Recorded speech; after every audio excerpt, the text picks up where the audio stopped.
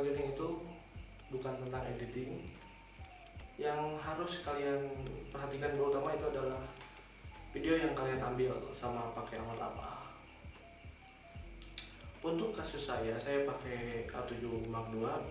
Tentunya udah cukup banget buat ala-ala sinematik dengan skin tone yang bagus sama color yang bagus. Cuman color bitnya masih ada di 8 bit, jadi ya mungkin agak kurang sedikit, agak kurang enak sih. Bagusnya ya minimal 10 bit lah atau 10 bit yang lebih enak atau lebih fleksibel mau kita arahin kemana warnanya. Sebelum saya pakai A7 ini, saya tuh pertama kali pakai Nikon D5100. Terus yang kedua itu adalah Sony Nex7. Kasus yang saya alami di dua kamera itu adalah saya kesulitan untuk bikin skin tone atau tone yang bagus ketika saya ngedit video sampel dari kamera tersebut. Kebanyakan warnanya itu ketika kita edit pecah. Waktu itu sih masih bingung gimana ini, kenapa, apakah karena kameranya kah atau lensanya. Sekarang saya searching, saya cari-cari kenapa sih kok bisa kurang enak seperti itu. Ternyata si kamera tersebut itu color bitnya tuh dikit banget atau dynamic range nggak banyak.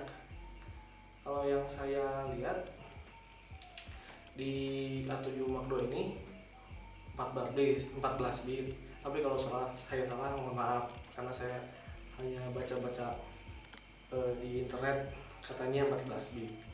Saya tidak tahu soalnya berapa. Yang pasti Sony A7 ini 8 bit di S-Log. Kalau pakai S-Log, kalau saya sih lebih baik jangan, karena minimal sih 800, dan ketika Anda syuting outdoor, wedding, pre-wedding 800, klien mukanya nggak akan kelihatan, cahaya semua. Kenalin dulu alat kalian tuh, kemampuan videonya tuh sampai mana.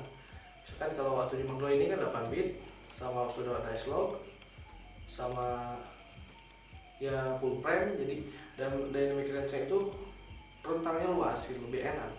Jadi ketika 14 stop dynamic range di APS-C dan 14 stop dynamic range di full frame, rasanya bakal beda, karena bokeh di full frame lebih enak sama lebih luas, depth of field-nya lebih kerasa di full frame. Jadi intinya kalau kalian syuting pakai misalnya pakai DSLR yang dulu misalnya Canon 600D atau Nikon D5100, 5200, 5300 atau seri-seri lama DSLR, jangan menyalahkan dulu kalian ini skillnya belum nyampe ke sana, belum bisa kalian dengan baik. Coba kenali dulu alat kalian. Jangan banyak teman-teman atau orang-orang yang saya tahu tuh mereka curhat, kenapa sih saya tuh gak bisa dapetin warna atau tone yang enak.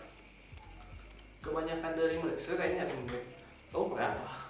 Kebanyakan dari mereka pakai DSLR, bukan DSLR yang terbaik, bukan blueprint, atau kebanyakan pakai DSLR lama, juga pakai lensa kit yang memang susah, belum sampai ke sana gitu. Mereka itu belum enak banget buat di targeting, ya gak enak sih intinya. Yang kedua, perhatikan ketika kalian syuting di mana gitu. Ini kalau prewedding ini kan outdoor, pastiin kalau kalian pakai kamera yang dulu jangan terlalu melawan cahaya.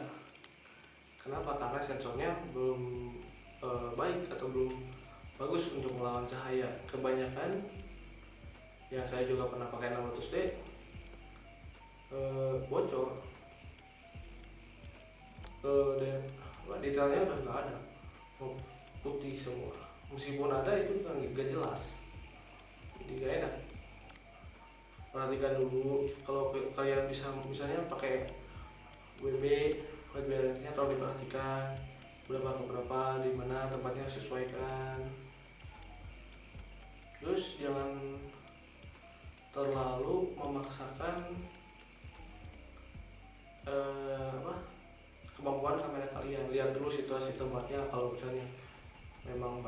seperti yang tadi, backlight ataupun gimana, ataupun misalnya terlalu gelap atau terlalu terang, siapkan dulu lighting yang baik. Kalau kalian mau syuting itu, kecuali ya kamera kalian atau JS Mark III ya mungkin bagus di segala hal, tapi gak tergantung tempatnya juga.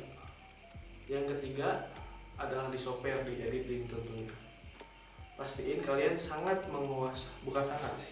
pastiin kalian menguasai software editing tersebut. Jangan sampai kalian ngotak-ngatik gak jelas, terutama ini untuk yang profesional. Kalian tuh dibayar untuk syuting orang yang wedding, yang kerjanya di wedding ya. Misalkan